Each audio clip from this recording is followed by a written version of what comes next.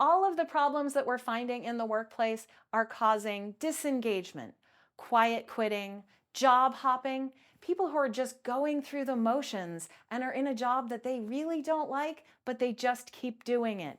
The sleepless Sundays, the I don't want to go to work and not looking forward to Mondays, working in a job that they're only doing because that's what their degree is in, and they don't know how to move out of that.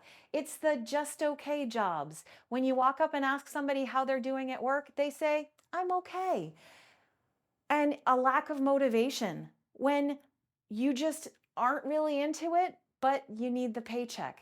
And certainly it's causing a problem when you're looking for something new and just really having no idea how to move beyond where you are, stuck on that treadmill and wanting to go into something new.